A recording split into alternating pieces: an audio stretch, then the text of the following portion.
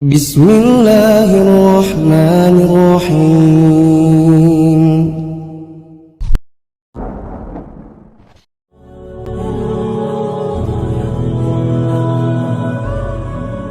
Assalamualaikum warahmatullahi wabarakatuh.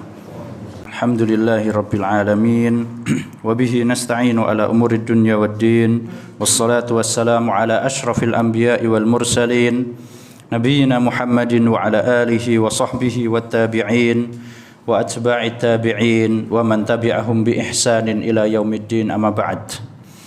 Para jamaah yang dirahmati Allah Azza wa Jalla, kita pada hari-hari ini yang mana kita sedang berada di bulan Zulhijjah, ya, yaitu tanggal 6 ya Pak ya, tanggal 6 Zulhijjah, yang mana sebagaimana kita ketahui bahwasanya ini adalah termasuk hari-hari terbaik yang ada dalam setahun, ya.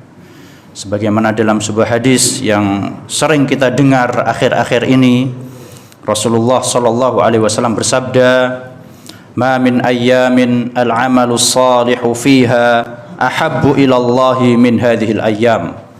Tidaklah ada hari-hari yang mana amal saleh di dalamnya, yang dilakukan di dalamnya itu lebih dicintai oleh Allah daripada hari-hari ini, yaitu adalah 10 hari pertama bulan Zulhijjah. Dan apabila disebut kata hari, berarti ini dimulai dari subuh, ya, masuknya waktu subuh sampai tenggelamnya matahari, ya. Sebagaimana apabila dikatakan al-lail atau malam, maka ini dimulai dari masuknya waktu maghrib sampai datangnya waktu subuh, ya. Makanya para ulama mengatakan kalau hari yang paling utama, ya, maka ini adalah 10 hari pertama bulan Zulhijjah harinya, ya. Jadi dari subuh, masuknya waktu subuh sampai tenggelamnya matahari, ya, ini yaum, hari.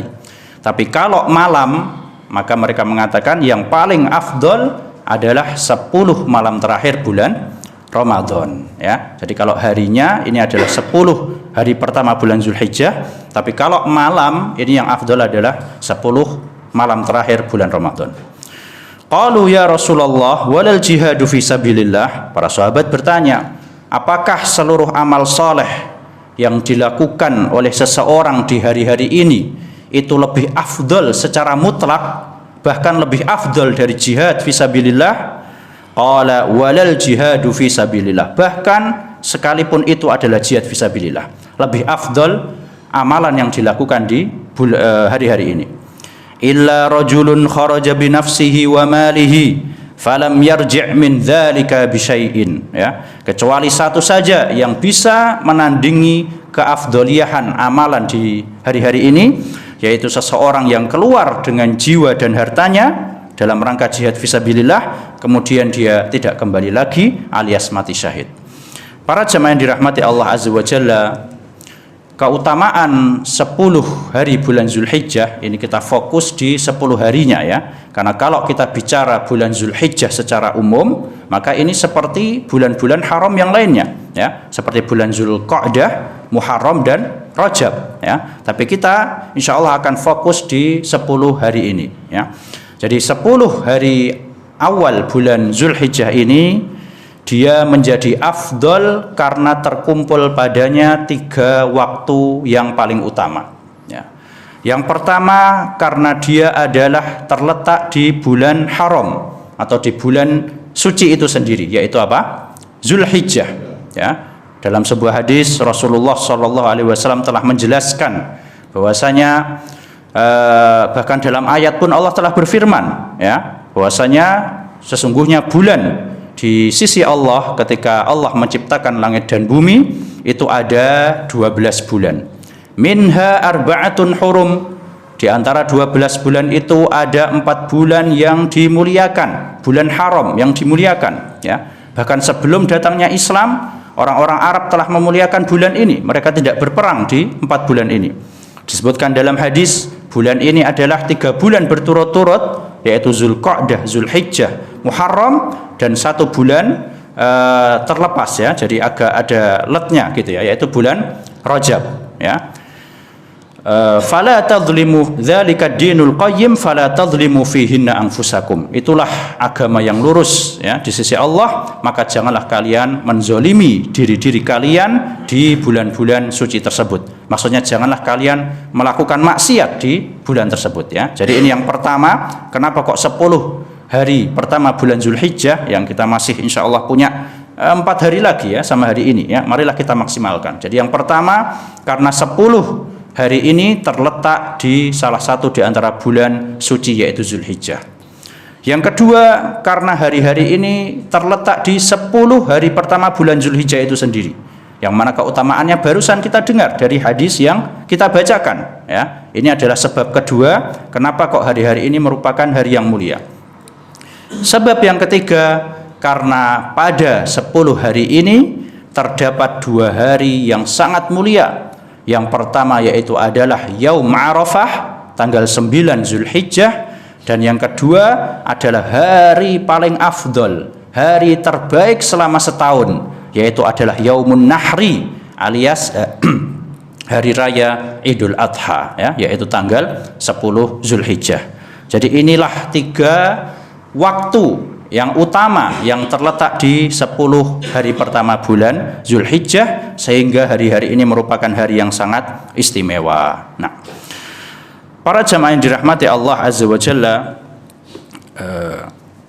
dalam sebuah hadis Rasulullah sallallahu alaihi wasallam bersabda, "Inna afdhalal ayyami 'indallahi yaumun nahri tsumma yaumul qar." Ya.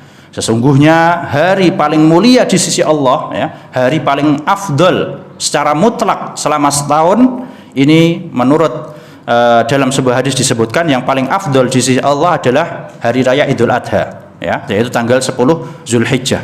Tsumma yaumul qar, kemudian hari setelahnya yaitu tanggal 11 Zulhijjah ya. Oleh karena itu sebagian ulama berpendapat ketika kita ingin menyembelih kurban kita, hewan kurban kita, maka yang paling afdal adalah disembelih di tanggal 10 ya, yaitu di hari setelah kita melakukan sholat Idul Adha ya. Yang pertama karena itu sesuai dengan perbuatan Nabi Shallallahu Alaihi Wasallam yang mana beliau menyembelih setelah sholat Id, dan yang kedua adalah karena kita melakukannya di hari yang paling afdol yaitu hari raya Idul Adha tanggal 10 Zulhijjah ya. Itulah kenapa sebagian ulama mengatakan yang paling afdol kalau bisa ya, kalau memang mampu kita menyembelih di tanggal 10 Zulhijjah.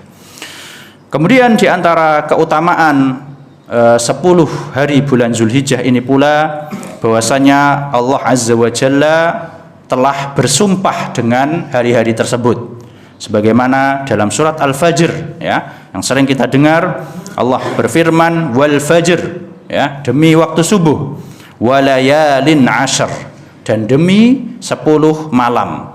Para ulama jumhur al-mufassirin ya, kebanyakan ahli tafsir ya, dan ini juga yang disahihkan oleh Al-Imam Ibnu Katsir rahimahullah, yang dimaksud dengan 10 malam ini adalah Asyru Dzulhijjah, yaitu 10 hari awal bulan Zulhijjah. Kemudian di antara keutamaan atau keistimewaan 10 hari bulan Zulhijjah ini pula adalah bahwasanya di dalamnya terkumpul ya ummahatul ibadah ya. Jadi induk-induk dari segala ibadah ya. Di dalamnya ada puasa ya. Sebagaimana kita ketahui para ulama mensunnahkan seorang berpuasa dari tanggal 1 sampai 9 Zulhijjah ya, terutama tanggal 9-nya yaitu puasa apa? Puasa Arafah ya, yang mana kita ketahui bahwasanya pahala dari puasa Arafah ini dia dapat menghilangkan dosa setahun yang akan datang dan setahun yang telah lalu ya. Kemudian juga dari tanggal 1 sampai tanggal 8 juga dianjurkan untuk berpuasa ya, yang mana ini masuknya ke dalam puasa sunnah mutlak ya. Sebagaimana di sana ada sholat sunnah mutlak, maka di sana juga ada puasa sunnah mutlak ya. Kalau kita tanya ada dalilnya atau tidak, dalil khususnya tidak ada ya, tapi itu masuk ke dalam keumuman melakukan amal soleh di 10 hari pertama bulan Zulhijjah.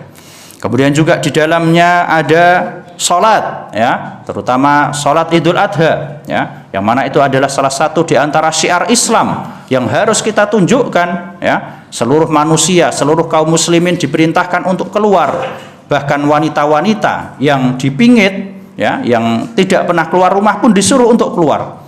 Bahkan wanita yang enggak sholat, yang sedang haid atau nifas, tetap diperintahkan untuk keluar dalam rangka menampakkan syiar Islam yang satu ini.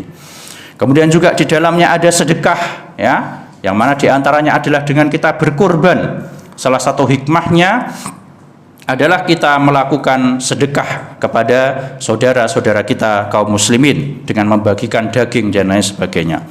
Kemudian di dalamnya juga ada ibadah yang merupakan rukun Islam yang kelima, yaitu haji bagi yang mampu, ya. Oleh karena ini, karena terkumpulnya ibadah-ibadah ini, ummahatul ibadah, induk-induk ibadah, ya, salat, puasa, sedekah, haji, ya, maka karena inilah 10 hari pertama bulan Zulhijjah menjadi waktu yang sangat istimewa, yang mana ini kalau kita cari nggak akan ada di hari-hari lain selain dari hari 10 pertama bulan Zulhijjah. Nah, para jamaah yang dirahmati Allah Azza wa Jalla,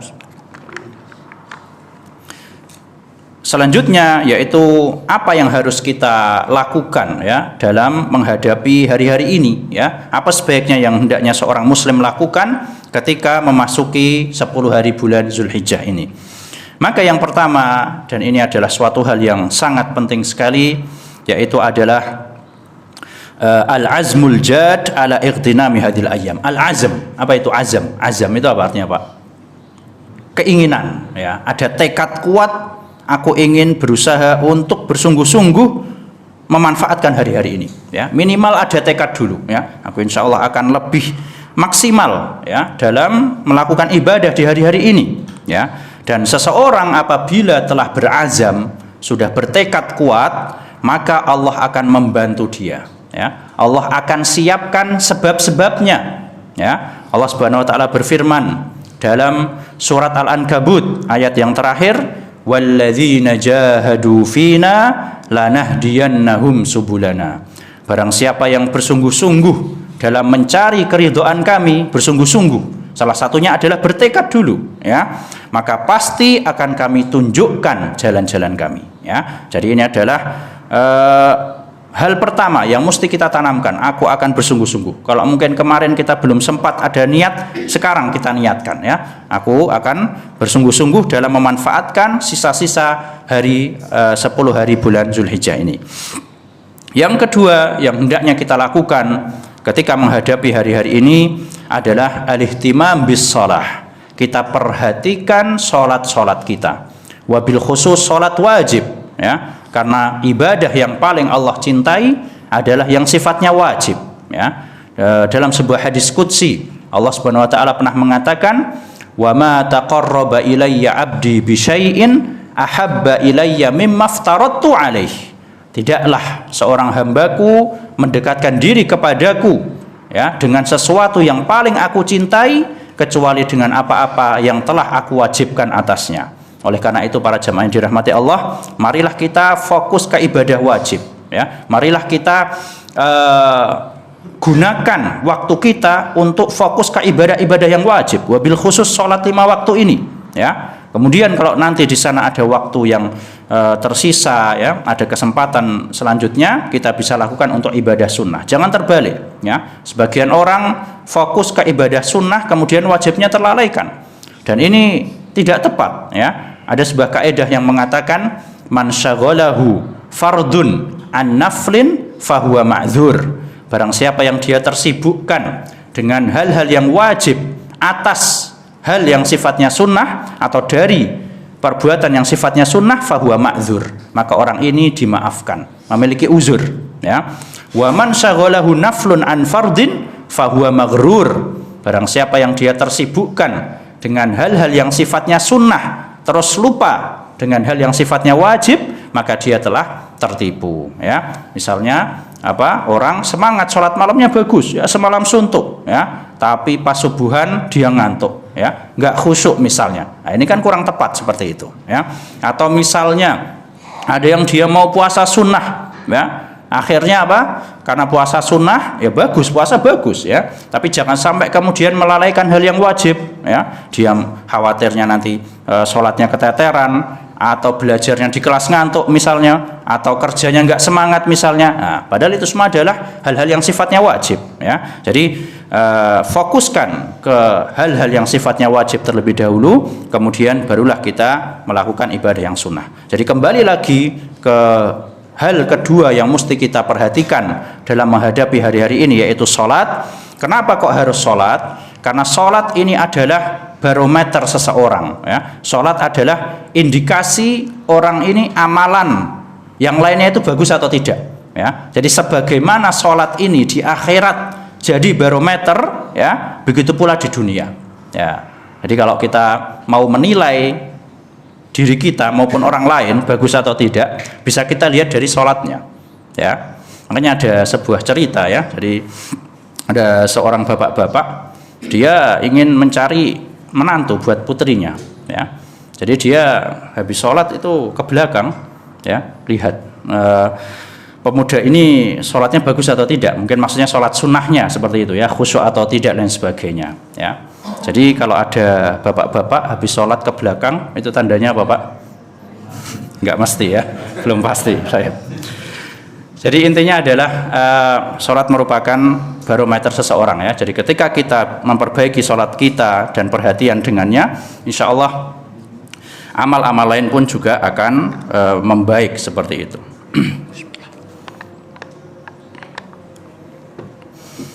Kemudian selanjutnya di antara hal yang mesti kita perhatikan dalam menghadapi hari-hari ini, yaitu adalah at-taubat as-sadiqah ya, atau taubat nasuha, taubat yang jujur, yang sebenar-benarnya.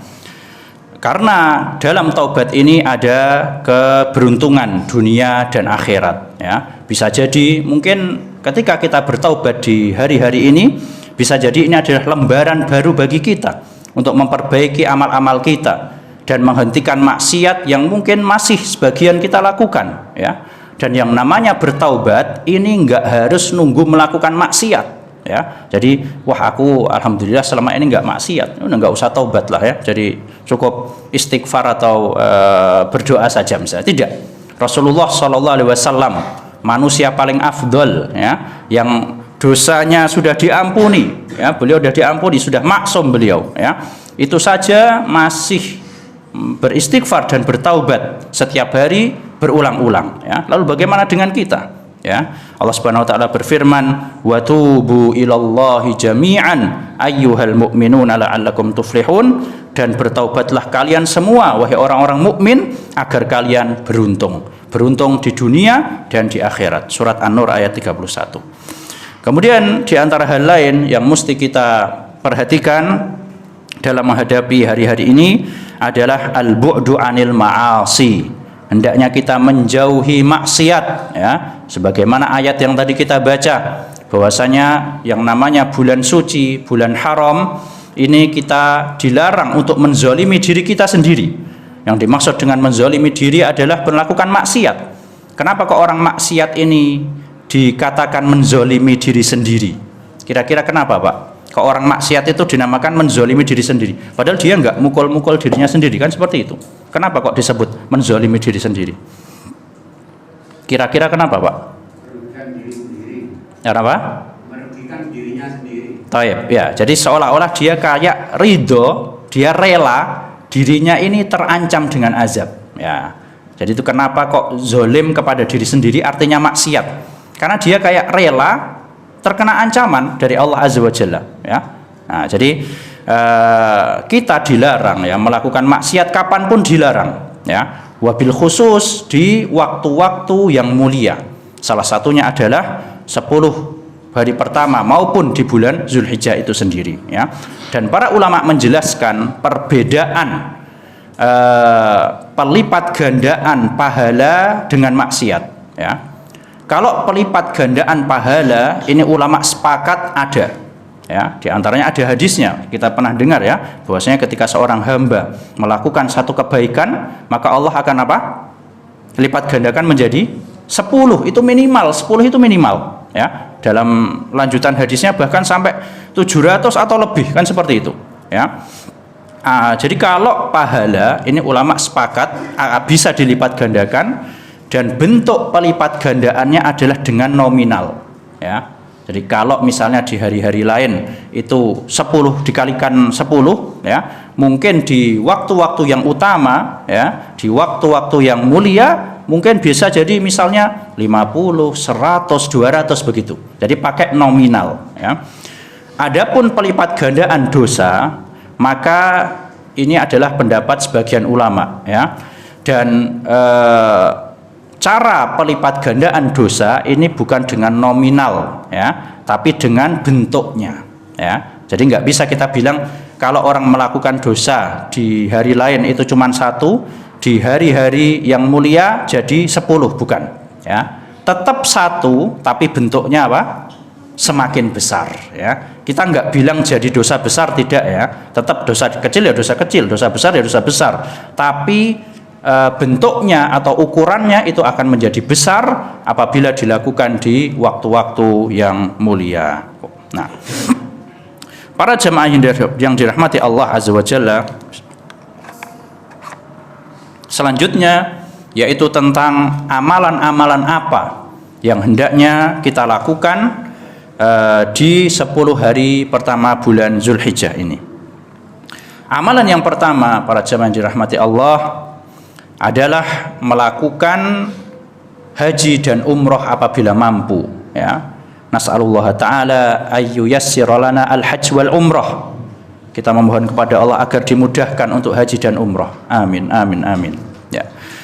Yang pertama, ya, adalah kita berdoa, ya, dan doanya itu yang yakin, ya. Jangan pesimis, ya. Wah, daftar haji sekarang nunggunya 40 tahun lagi, ya. Aku sekarang umurnya sudah 40, kayaknya nggak mungkin. Ini kan salah satu tanda pesimis, ya kan? Siapa yang yakin kita tidak akan bisa haji, ya? Siapa tahu Allah memanggil kita dengan cara yang lain, kan seperti itu, ya. Sebagian orang bingung, ya, ini uang kalau tak buat daftar haji kayaknya nggak mungkin, tak buat modal bisnis saja misalnya, ya. Jadi siapa yang yakin bahwasanya Anda itu nggak mungkin haji, siapa, ya? Bisa jadi suatu saat tiba-tiba pemerintah Saudi melebarkan Masjidil Haram, ya, kemudian kuotanya Indonesia ditambah, nggak ada yang tahu, ya. Yang penting kita melakukan niat dan usaha semaksimal mungkin, ya. Jadi Nabi SAW bersabda, "Uda'ullaha wa antum muqinuna bil ijabah." Berdoalah kepada Allah dalam keadaan kamu yakin akan dimustajabahi, ya. Jadi jangan pesimis jadi orang, ya. Kita lakukan usaha semaksimal mungkin, kita yakini biiznillah, ya, Allah akan mudahkan saya untuk berhaji, ya. Dan juga Allah Subhanahu wa taala berfirman, ya, kalaupun seandainya qadarullah ternyata kita antriannya belum sampai dan Allah telah memanggil kita duluan, ya, seandainya seperti itu, maka tidak perlu risau, ya. Allah Subhanahu wa taala berfirman dalam surat An-Nisa ayat yang ke-100, bagus sekali ayatnya. Allah mengatakan, "Wa may yakhruj min baitihi muhajiran ilallahi thumma yudrikhul maut faqad waqa'a ajruhu 'ala Allah." Barang siapa yang keluar dari rumahnya, ini konteksnya hijrah, ya, tapi bisa kita kiaskan ke ibadah-ibadah yang lain. Barang siapa yang dia keluar dari rumahnya dalam rangka hijrah ke jalan Allah, thumma yudrikhul maut, kemudian di tengah jalan dia wafat, ya, belum sampai tujuannya, ya, dia sudah lakukan sebab, dia sudah mulai keluar dari rumahnya, qadarullah belum sampai tempat hijrah sudah wafat, ya. Maka Allah mengatakan faqad waqa'a ajruhu 'ala Allah. Maka orang ini telah dituliskan pahalanya seolah-olah dia telah berhijrah, ya. Jadi dalam melakukan ibadah kita lakukan semaksimal mungkin, ya. Adapun nanti apakah jadi atau tidaknya kita serahkan kepada Allah, ya. Dan bahkan Syekhul Islam Ibnu Taimiyah rahimahullah dalam kitabnya Majmu' al-Fatawa, beliau pernah mengatakan, ya, orang yang dia sudah berazam, bertekad, kemudian juga mengeluarkan atau melakukan sebab-sebab dalam rangka melakukan sesuatu ini, ya, sama saja itu maksiat atau ibadah, ya. Kemudian di tengah jalan dia terhalangi oleh sesuatu karena udah uzur, maka dia akan ditulis pahalanya sempurna seperti orang yang telah melakukan. Begitu pula maksiat, ya. Ada orang sudah persiapan, ya, tangga, tali dan sebagainya mau mencuri, ya, di tengah jalan ada penjaga misalnya. Nah, ini enggak jadi nyuri, tapi dia sudah tertulis dosanya, ya. Karena seandainya enggak ada penjaga, dia akan teruskan, ya. Begitu pula ibadah, ya. Jadi kita dalam hal ini jangan pesimis, ya. Kita berdoa kepada Allah, kita lakukan sebab, ya, maka insya Allah akan tertulis pahalanya. Para jamaah yang dirahmati Allah Azza wa Jalla, kemudian di antara hal lain yang disunahkan adalah berpuasa, ya. Tadi sudah kita sebutkan di antara dalilnya adalah puasa Arafah, ya. Dan begitu pula puasa di 9 hari pertama atau 8 hari pertama bulan Zulhijjah. Bahkan Al-Imam An-Nawawi rahimahullah pernah mengatakan tentang puasa di 10 hari pertama bulan Zulhijjah ini, siyamuha mustahabun istihbaban syadidan. Bahwasanya puasa pada hari-hari ini hukumnya adalah mustahab, sunnah yang sangat ditekankan, ya, seperti itu. Nah, kemudian selanjutnya para jamaah yang dirahmati Allah, di antara ibadah yang hendaknya kita lakukan adalah berzikir, ya. Dan zikir yang paling utama adalah apa, Pak? Kalamullah, ya, membaca firman Allah Azza wa Jalla, ya. Dan di antara zikir yang lainnya pula, ya. Jadi kenapa kok kalamullah? Karena kalamullah adalah a'zamul kalam, ya. Fa inna ahsanal kalami kalamullah, kan seperti itu kita dengar di khutbah, ya. Perkataan terbaik adalah kalamullah, firman Allah, ya. Maka marilah kita perbanyak membaca Al-Qur'an di hari-hari ini. Kemudian juga di antara zikir yang afdol yang dilakukan hendaknya dilakukan oleh kita adalah bertakbir, bertahlil dan bertahmid, ya. Dalam sebuah hadis Rasulullah sallallahu alaihi wasallam bersabda, "Ma min ayyamin a'zamu 'indallahi wala ahabbu ilaihi al-amalu fihinna min hadhil ayyamil ashr." Tidak ada suatu hari-hari yang lebih mulia di sisi Allah dan lebih dicintai olehnya amalan soleh di dalamnya daripada hari-hari ini, yaitu 10 hari pertama bulan Zulhijjah. Maka kata beliau, fa'aksiru fihinna minat tahlili wat takbiri wat tahmid. Maka perbanyaklah di dalamnya dari mengucapkan tahlil la ilaha illallah, ya, wat takbir, bertakbir Allahu akbar, ya, wat tahmid dan alhamdulillah. Hadis ini riwayat Imam Ahmad dan sanadnya sahih. Dan dalam masalah takbir ini di sini bebas, ya. Kita mau lafadznya itu pakai bagaimana terserah, yang penting takbir, ya. Misalnya kita lagi jalan naik motor, kita bilang Allahu akbar, terserah, itu sudah takbir. Atau pakai lafadz yang masyhur di kalangan kita, ya, Allahu akbar, la ilaha illallah, Allahu akbar walillahil hamd, ya. Boleh 2 kali atau 3 kali, ya. Dan terserah, yang penting di sana ada lafadz takbir. Nah, kemudian di antara zikir yang lain yang dianjurkan bagi seseorang untuk banyak dibaca di hari-hari ini adalah suatu doa yang Allah sisipkan dalam ayat-ayat ketika Allah berbicara masalah haji, ya. Yang kita ketahui para jamaah, haji dilakukan di hari-hari ini, ya, di 10 hari bulan awal Zulhijjah. Nah, kalau kita perhatikan, kalau kita baca Quran, ya, dalam juz 2 itu, ya, setengah pertama, halaman terakhir setengah pertama, di situ Allah menyisipkan suatu doa ketika dia berbicara tentang ayat-ayat haji. Doa apa itu kira-kira, Pak? Yang disunahkan ketika dibaca di tawaf itu. Ya. Sahih. Nah, itu dia, ya. Jadi kalau kita membaca Quran juz 2 di akhir setengah pertama itu Allah bicara tentang haji, ya. Setelah bicara tentang puasa Ramadan, bicara tentang haji.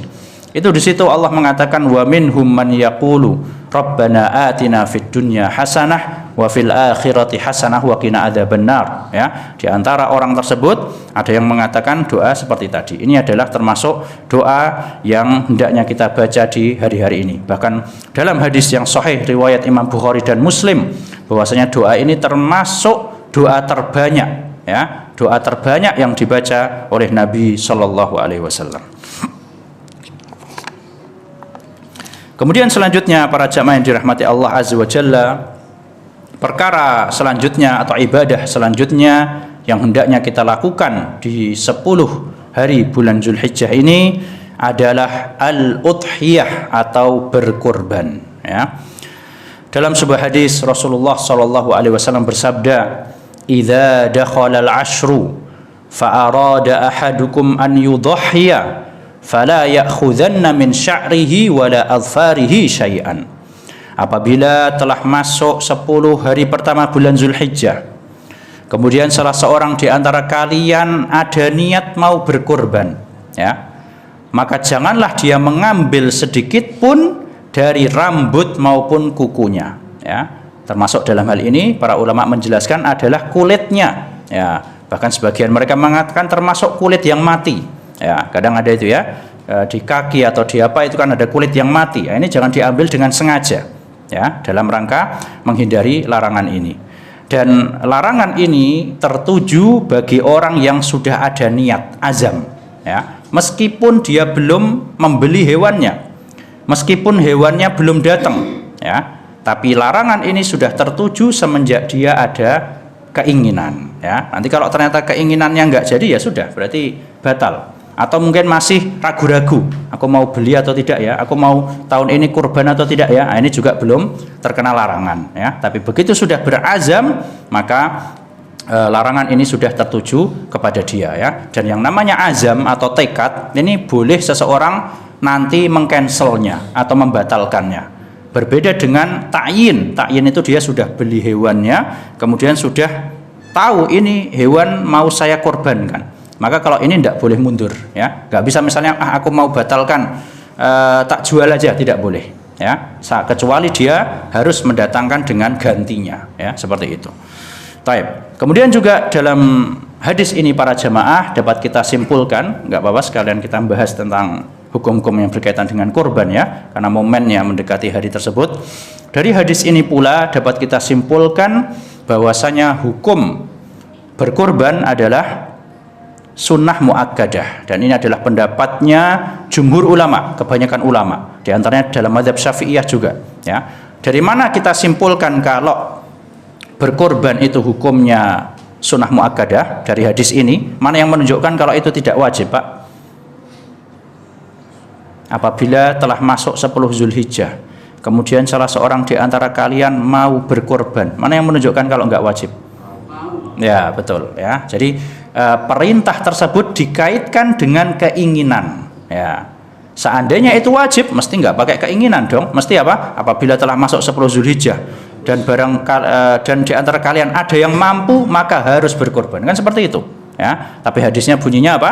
Apabila telah masuk 10 Zulhijjah dan di antara kalian ada yang mau, ya, yang mau silahkan, itu lebih baik, yang enggak ya tafadhol, silahkan, ya, seperti itu.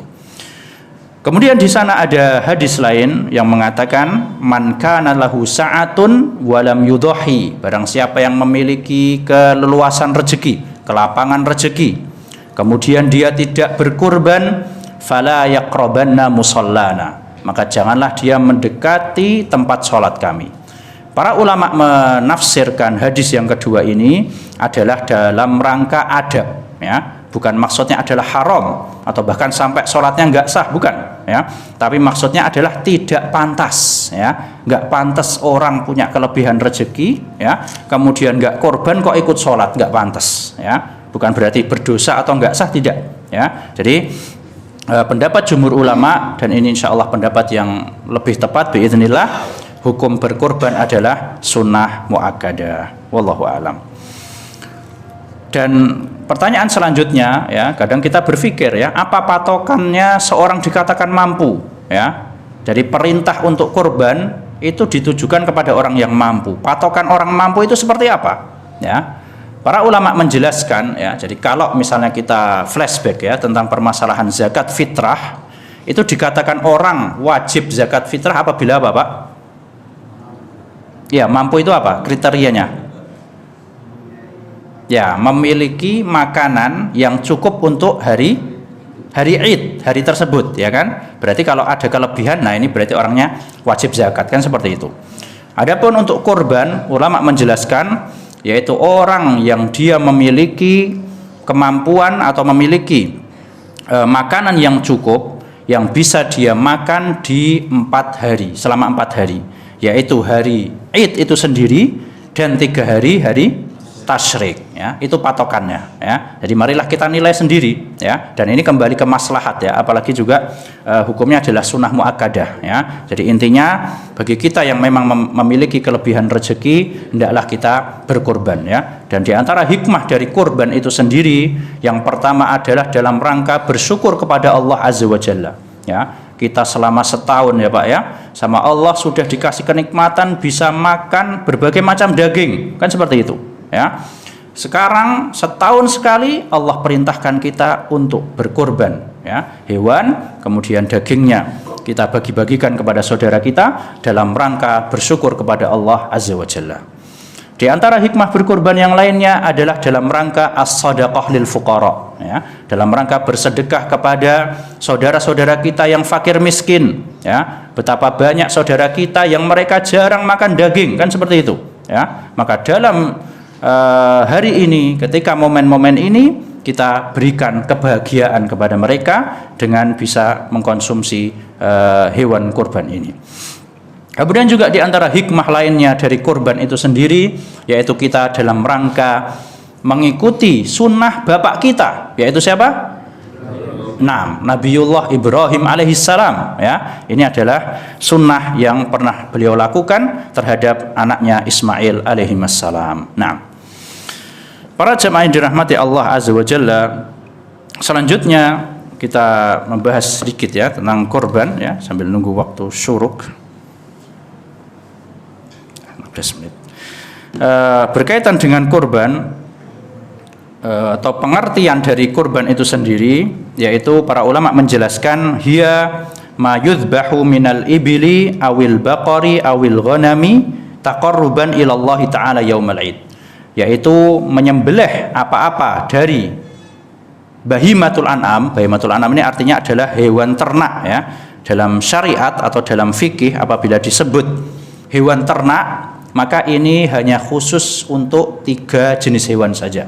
Yang pertama yaitu adalah unta, ya. Kemudian sapi, dalam hal ini termasuk kerbau, ya. Para ulama mengkiaskan kerbau ke sapi. Jadi kalau ada yang bertanya boleh enggak nyembelih kerbau, ya, sebagaimana ada, ya, suatu daerah di Indonesia yang memang identik dengan nyembelihnya kerbau mereka, ya, maka boleh, ya, karena para ulama mengkiaskan kerbau ini ke sapi, seperti itu.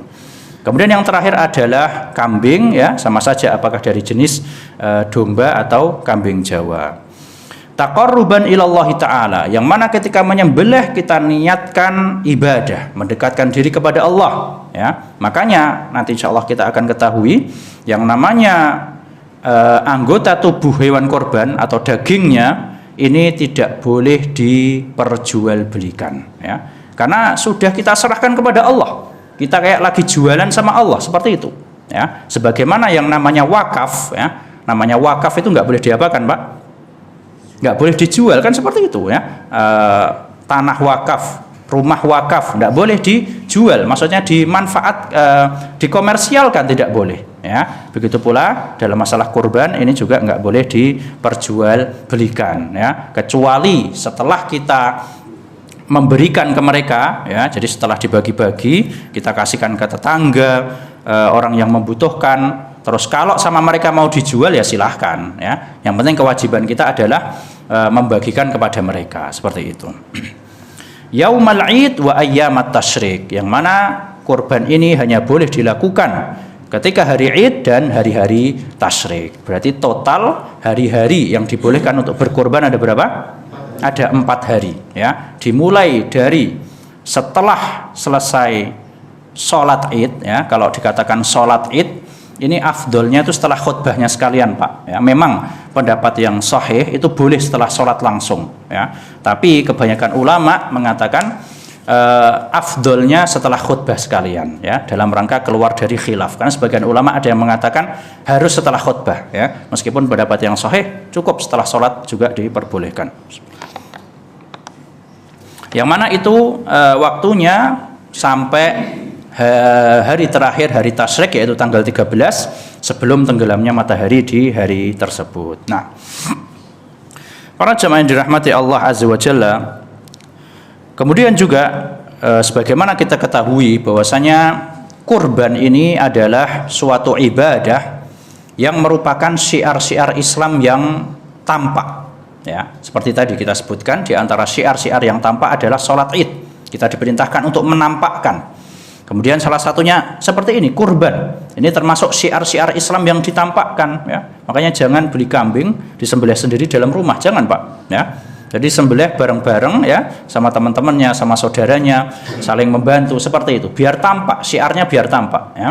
Kemudian juga di antara syiar Islam yang lain apa? Sholatul jamaah, ya. Makanya kata para ulama, ibadah-ibadah yang wajib ini afdolnya ditampakkan, ya. Bukan dalam rangka riak, bukan, tapi dalam rangka memberikan kudwah atau suri tauladan, seperti itu, ya. Beda dengan ibadah sunnah. Ibadah sunnah afdolnya disembunyikan, seperti itu, ya. Sholat sunnah, sedekah sunnah, seperti itu. Nah, di antara bentuk, ya, di antara bentuk seseorang itu memiliki ketakwaan, ya, kita bisa nilai diri kita masing-masing, ya. Apakah hati kita ini sudah bertakwa atau belum? Di antara tandanya atau indikasinya adalah orang ini akan mengagungkan syiar-syiar Islam, ya. Allah Subhanahu wa taala berfirman, "Wa may yu'azzim sya'airallahi fa innaha min taqwal qulub." Dalam surat Al-Hajj, ya. Barang siapa yang mengagungkan, dalam hatinya ada rasa pengagungan terhadap syiar-syiar Allah, maka ini salah satu indikasi hatinya dia bertakwa. Ini salah satunya adalah berkorban, ya. Dan cara mengagungkan syiar kurban, ya, ini dapat dilakukan dengan 3 cara, ya. Mengagungkan syiar kurban ini dapat kita lakukan dengan 3 cara. Cara yang pertama yaitu al-azmu ala fi'liha, dengan kita bertekad mau melakukannya. Itu sudah ada rasa pengagungan, ya. Ketika kita, aku insya Allah akan berkorban, ya. Ini sudah merupakan tanda kalau orang itu mengagungkan syiar kurban, ya. Yang kedua adalah izharuha wa tabyinuha, yaitu dengan menampakkannya. Tadi kita sebutkan, ya. Jadi ditampakkan penyembelihannya, pembagian dagingnya, ya, kemudian kepengurusannya dan sebagainya. Dan yang terakhir, yang ketiga, ini adalah solusi bagi kita atau sebagian kita yang mungkin belum bisa berkorban, ya, yaitu dengan ta'allumu ahkamiha, dengan belajar hukum-hukumnya, ya. Jadi bagi kita yang mungkin belum memiliki kesempatan untuk berkorban, jangan risau, ya. Di sana masih ada cara lain untuk mengagungkan syiar ini, ya. Salah satunya adalah dengan mempelajari hukum-hukum yang berkaitan dengan berkorban. Nah, para jemaah yang dirahmati Allah Azza wa Jalla, berkaitan dengan pahala orang yang berkorban, di sana tidak ada hadis sahih, ya, yang menjelaskan secara rinci atau secara detail pahala yang akan didapatkan oleh orang yang berkorban, ya. Tapi bukan berarti terus korban itu tidak disyariatkan, ya. Di sana ada beberapa ibadah yang Allah perintahkan, Rasulnya Shallallahu Alaihi Wasallam perintahkan, tapi nggak dijelaskan pahala rincinya, ya. Contohnya misalnya apa? Kayak puasa, katakanlah, ya. Puasa itu kan beda sama ini, ya. Kayak misalnya kayak baca Quran, itu kan dijelaskan. Barang siapa yang baca 1 huruf maka akan dapat pahala apa? 10, ya kan? Kemudian apa namanya? Iya, ibadah-ibadah lain. Barang siapa yang puasa Arafah maka akan diampuni dosanya. Ada perincian ganjarannya ada, ya. Nah, di sana ada ibadah-ibadah yang memang sama syariat nggak dirinci ganjarannya itu apa. Salah satunya puasa. Nah, malah ibadah-ibadah yang nggak dijelaskan pahalanya ini bisa jadi malah pahalanya besar. Ya, salah satunya puasa, kan seperti itu. Ya, dalam hadis qudsi disebutkan Allah mengatakan puasa adalah untukku dan aku yang akan langsung balas, ya. Di situ nggak disebutkan balasannya berupa apa atau pahalanya berapa atau akan diampuni dosanya bagaimana, tidak disebutkan. Tapi kata para ulama malahan yang seperti ini bisa jadi pahalanya sangat besar, ya. Jadi untuk masalah kurban itu sendiri sebenarnya tidak ada. Kalau kita cek barang siapa yang berkurban akan seperti ini seperti itu, akan mendapatkan begini dan begitu, tidak ada. Ya, memang di sana ada beberapa hadis ya, meskipun hadisnya dhaif ya, tapi para ulama biasa membawakan hadis-hadis ini dalam rangka ya sekedar motivasi seperti itu ya. Jadi dalam masalah fadhailul a'mal, kemudian juga hadisnya tidak terlalu parah dhaifnya ya, apalagi kurban itu sendiri kan ada dasarnya gitu loh ya, ada dasarnya dalam syariat, ini diperbolehkan. Terkadang bawakan hadis-hadis yang ya tidak sahih seperti itu ya. Beda kalau misalnya ada hadis nggak sahih menganjurkan suatu amalan tapi nggak ada dasarnya dalam syariat, ini tidak boleh ya. Tapi kalau kurban ada dasarnya dalam syariat, ulama sepakat kurban disyariatkan ya, maka sebagian ulama kadang ada yang membawakan hadis-hadis yang tidak sahih ya, diantaranya seperti hadis barang siapa yang berkurban ya secara makna ya, maka dia akan mendapatkan pahala sesuai dengan sebanyak bulu yang ada di hewan tersebut ya. Kemudian juga di sana ada hadis yang mengatakan bahwasanya ketika seorang berkurban maka dosa-dosanya akan diampuni dari tetes darah pertama yang mengalir dari hewan tersebut ya. Ini sekali lagi hadisnya memang tidak sahih, tapi biasa dibawakan oleh para ulama dalam rangka istiqnas ya. Istiqnas ini ya motivasi lah untuk senang-senang seperti itu ya. Jadi seperti itu, wallahu a'lam. Para jamaah yang dirahmati Allah azza wa jalla, berkaitan dengan hewan kurban itu sendiri, bahwasanya sebagaimana kita ketahui berkorban tidak diperbolehkan kecuali dengan 3 jenis hewan tadi ya. Yang mana apabila kita urutkan secara keafdoliyahan ya, yang paling utama tentu adalah apa? Unta, ini nomor pertama. Kemudian setelah itu adalah sapi ya. Kemudian setelah itu adalah kambing ya. Kemudian setelah itu adalah patungan sapi, patungan unta. Kemudian yang terakhir adalah patungan sapi ya. Di antara dalil yang menunjukkan akan urutan keafdoliyahan ini adalah hadis, ada yang tahu para jemaah? Yang menunjukkan kalau unta lebih afdol dari sapi, sapi lebih afdol dari kambing, itu dalilnya apa Pak? Kira-kira? Apa? Ya betul, sahih. Jazakumullah khair ya. Hadis tentang sholat Jumat ya. Dalam hadis disebutkan barang siapa yang datang di jam pertama, maka seolah-olah dia berkurban apa? Unta ya, terus jam kedua sapi, jam ketiga kambing dan seterusnya. Ini menunjukkan bahwasanya urutan keafdoliyahan tadi ada dalilnya. Dari sini pula dapat kita ketahui bahwasanya seekor kambing ini lebih utama dari patungan unta maupun sapi ya. Kenapa para ulama menjelaskan? Karena yang namanya seseorang menyembelih seekor kambing ini dia benar-benar mengorbankan satu nyawa, benar-benar satu nyawa dikorbankan kepada Allah ya. Berbeda dengan yang patungan ini kan berarti ya dibagi kan seperti itu ya, nyawanya dibagikan seperti itu ya. Jadi itulah alasan kenapa kok para ulama menjelaskan seekor kambing lebih afdol. Tapi bukan berarti terus wah ya udah daripada patungan mending kambing aja, kan nggak seperti itu ya. Jadi dalam masalah ini kita lihat maslahat ya. Jadi kalau kambing semua ya kasihan Pak ya, kasihan yang tidak bisa makan kambing kan seperti itu ya. Atau yang jarang makan daging sapi, atau memang pengennya sapi, lebih suka sapi, silahkan ya. Daripada nggak berkorban kan seperti itu ya. Jadi dalam masalah ini insya Allah luas ya, mudah insya Allah. Mau berkorban seekor kambing atau patungan sapi maupun unta diperbolehkan. Para jemaah yang dirahmati Allah azza wa jalla, kemudian berkaitan dengan hal ini pula, sebagaimana kita ketahui untuk masalah patungan sapi dan unta ini diperbolehkan maksimal adalah 7 ya, 7 orang, 7 kepemilikan ya. Adapun untuk kambing maka ini hanya boleh 1 kepemilikan atas nama 1 orang ya. Adapun pahalanya maka ini diperbolehkan kita niatkan untuk siapapun ya, wabil khusus untuk kita dan ahlul bait ya, ahlul bait. Sebagian ulama memberikan kriteria ahlul bait yang bisa masuk ke dalam kategori ahlul bait itu tuh yang seperti apa. Mereka menjelaskan di sana ada 3 syarat ya, dikatakan orang ini termasuk ahlul bait kita ya, yang maksudnya dalam konteks udhiyah ya, dalam konteks usul ya. Kalau dalam konteks secara umum ya ahlul bait banyak ya, saudara kita dan sebagainya. Nah, dalam konteks udhiyah ini yang dikatakan ahlul bait adalah orang yang memiliki 3 kriteria ini. Yang pertama adalah al-musakanah, yaitu tinggal dengan kita di satu rumah ya. Kemudian yang kedua adalah an-nafaqah, kita masih menafkahi dia ya.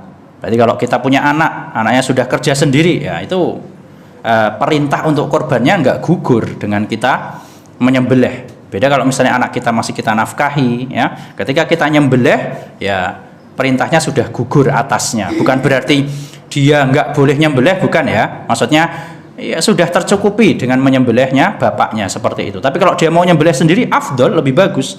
Ya, istri kita, anak kita kasih kambing, kita kasih atas nama mereka sendiri-sendiri, ya afdol, lebih bagus ya. Jadi seperti itu. Kemudian syarat yang ketiga adalah al-qarabah, yaitu dia harus ada kekerabatan dengan kita ya. Yang mungkin tinggal satu kos sama temennya ya nggak bisa ya, meskipun satu rumah atau dinafkahi misalnya ya, dibayari kuliahnya misalnya, nggak bisa tetepan ya, karena tidak ada kekerabatan. Ini menurut sebagian ulama ya. Sebagian ulama mengatakan, yang lainnya mengatakan boleh kita niatkan untuk siapapun secara umum ya, sama saja apakah dia memiliki kekerabatan dengan kita maupun tidak, bahkan yang sudah wafat maupun masih hidup ya. Di antara dalilnya adalah ketika Nabi SAW menyembelih 2 ekor kambing, yang pertama beliau niatkan untuk beliau dan ahlul baitnya.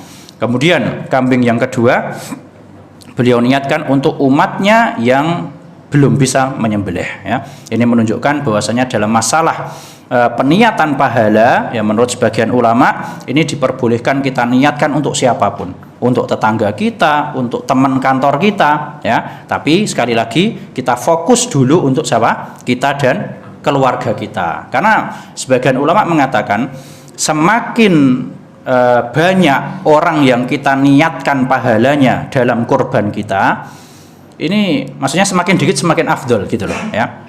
Jadi kalau dianalogikan kayak kita punya roti gitu ya, sekarang dibagi 4 sama dibagi 15, lebih dapat banyak mana Pak?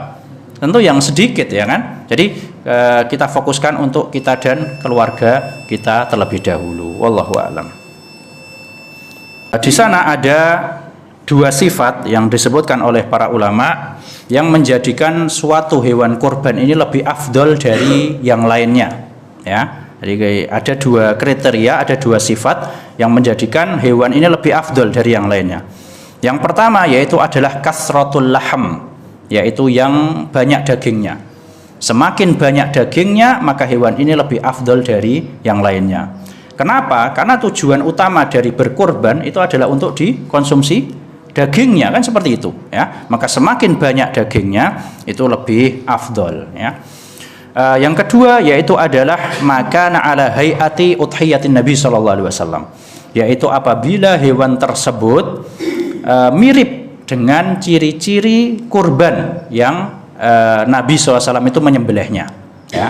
Dalam sebuah hadis disebutkan bahwasanya Rasulullah SAW dahulu pernah menyembelih 2 ekor kambing. Ini menunjukkan orang itu boleh nyembelih lebih dari 1 ya, boleh lebih dari 1. Jadi beliau pernah nyembelih 2 ekor kambing, yang mana ciri-ciri kambing ini adalah amlah ya.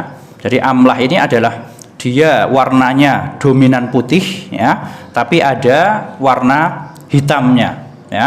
Dalam sebuah riwayat disebutkan hitamnya ini terletak di makal, tempat makannya, yaitu di mulutnya ya. Kemudian di mangzor, di tempat lihatnya, yaitu matanya, dan di al-mamsha ya, di tempat jalannya, yaitu di kaki-kakinya ya. Jadi kalau ada kambing yang seperti ini, maka menurut sebagian ulama ini lebih afdol ya dibandingkan yang lainnya ya. Pertanyaannya, kalau ada orang yang punya kambing seperti ini, pedagang kambing yang ciri-cirinya sifatnya seperti ini, boleh nggak dijual dengan harga yang lebih mahal Pak? Jadi jual mahalnya bukan karena beratnya, bukan karena jenis kambingnya, tapi karena ciri-cirinya mirip dengan kambing yang disembelih sama Nabi SAW. Iya. Ya, kalau ditanya boleh-boleh saja ya. Namanya penjual kan terserah. Namanya penjual mau ngasih harga semahal apapun kan terserah ya. Dan ini pernah ditanyakan. Iya, pernah ditanyakan kepada, saya lupa ya, salah seorang ulama di Madinah, saya lupa. Intinya boleh ya, ketika seorang mau jual kebetulan punya kambing yang ciri-cirinya mirip gitu ya. Boleh nggak dinaikkan harganya? Boleh, kata beliau, seperti itu ya. Nah, jadi itulah dua sifat yang menjadikan lebih afdol. Dan Nabi SAW memang masyhurnya menyembelih kambing ya ketika udhiyah. Bukan berarti terus onta dan sapi tidak afdol, bukan ya. Tapi memang yang masyhur dari beliau kambing. Dan ada riwayat beliau pernah menyembelih onta dan sapi. Nah, para jemaah yang dirahmati Allah Azza wa Jalla, kemudian berkaitan dengan hewan itu sendiri ya, sebagaimana kita ketahui ya, di sana ada 4 sifat yang harusnya kita jauhi ya. Dalam hadis disebutkan yaitu al-aura al-bayyinu auruha, yang hewannya mohon maaf picak seperti itu ya matanya, yaitu yang warnanya putih atau hilang seperti itu. Kemudian yang kedua al-arja'ul bayyinu arajuha, yang benar-benar pincang ya. Dan definisi atau sebagian ulama memberikan pengertian pincang, yang benar-benar pincang itu kalau hewan ini jalan sama gerombolannya ini mesti terakhir terus ya, telat terus dia, seperti itu ya. Kemudian yang ketiga adalah wal maridatul bayyinu maraduha, yaitu hewan yang sakitnya jelas ya. Ini maksudnya sakit apa Pak? Ini maksudnya kira-kira sakit secara mutlak ya. Yang dimaksud dengan sakit di sini, di sana ada beberapa definisi ya diberikan oleh para ulama. Di antaranya mereka menjelaskan yaitu sakit yang menghalangi dari 3 hal ya. Yang pertama menghalangi dia dari makan ya, dia nggak mau makan hewannya, akhirnya kurus ya. Yang kedua adalah menjadikan dia nggak mau jalan ya, nggak bisa jalan ya. Dan yang ketiga adalah nggak bisa digembalakan ya. Inilah definisi sakit yang dilarang ada dalam hewan kurban tersebut. Dan yang terakhir adalah wal ajfa'ul lati la tunqi, yaitu yang sangat kurus ya, seolah-olah kayak tidak ada sumsumnya ya. Jadi ini adalah yang disebutkan dalam hadis 4 sifat yang harus kita jauhi ya. Dan para ulama mengatakan apabila ada yang lebih parah dari ini ya, misalnya kakinya putus ya, ini kan lebih parah dari pincang ya kan, atau buta ya, lebih parah dari tadi ya, maka ini tambah nggak boleh lagi seperti itu ya. Wong yang 4 ini nggak boleh, apalagi yang lebih parah ya. Adapun yang semisalnya atau di bawahnya, yang di bawahnya lah ya, yang di bawahnya, maka di sana ada hukum masing-masing. Nggak bisa kita hukumi secara satu hukum, harus ditanyakan kepada ulama. Kita ambil contoh misalnya yang tanduknya pecah ya, jadi punya tanduk tapi patah atau pecah. Beda kalau yang nggak ada tanduknya sama sekali, ini boleh ya. Tapi dia punya tanduk tapi patah, maka kebanyakan ulama membolehkan ya. Atau yang misalnya ekornya putus ya, ini juga kebanyakan ulama tidak membolehkan. Nah, jadi memang harus dibahas satu persatu dan itu membutuhkan waktu yang tidak singkat. Wallahu a'lam. Dan patokannya para jamaah yang dirahmati Allah adalah ketika kita membeli atau memilikinya ya. Jadi kadang kita beli kambing ya, sehat, pas di tempat lokasi sehat ya, pas dibawa ke tempat kita mungkin desak-desaan dan sebagainya, kemudian qadarullah menjadi pincang, maka ini tetap sah untuk dikorbankan karena patokannya adalah saat kita memiliki atau membelinya, seperti itu. Kemudian yang terakhir yaitu pembahasan tentang berapakah yang didistribusikan atau bagaimana cara mendistribusikan daging tersebut. Maka para ulama menjelaskan berdasarkan hadis dari Nabi SAW yang mana beliau bersabda tentang daging kurban ini adalah kulu wa tasaddaqu wadakhiru ya. Kulu makanlah, watasaddaku dan sedekahkanlah, wadakhiru dan simpanlah. Maksudnya simpan di sini adalah bagikan kepada orang-orang terdekatmu ya, tetangga, kerabat dan lain sebagainya. Atas dasar dari hadis ini para ulama menjelaskan keafdolnya, sebaiknya itu dibaginya adalah sepertiga ya. Tapi sekali lagi ini bukan suatu hal yang harus ya, karena nggak ada dalil khususnya, nggak ada yang bilang yang boleh disedekahkan harus setengah, tidak ada. Ya, jadi ulama beristinbat ngambil hukum dari hadis tadi, hendaknya atau afdolnya ini sepertiga. Kalau misalnya ada yang mau setengah, aku mau tak makan setengah, bagikan setengah, silahkan. Ya, atau aku mau tak makan 3/4 misalnya, ya, dibagikan sisanya misalnya, ya silahkan. Ya, tapi maksudnya tidak berdosa seperti itu ya. Jadi itu adalah istinbat dari sebagian ulama untuk membagi sepertiga ya. Dan yang dimaksud dengan sepertiga tadi ya, untuk dirinya sendiri, kemudian untuk tetangganya dan kerabatnya, dan yang terakhir adalah untuk orang fakir. Nah, kemudian permasalahan ya mungkin itu saja ya. Nah, ya mungkin itulah yang dapat disampaikan dalam kesempatan kali ini. Baik, kita tutup dengan doa kafaratul majelis. Subhanakallahumma bihamdika asyhadu an la ilaha illa anta astaghfiruka wa atubu ilaik. Syukran. Assalamualaikum warahmatullahi wabarakatuh.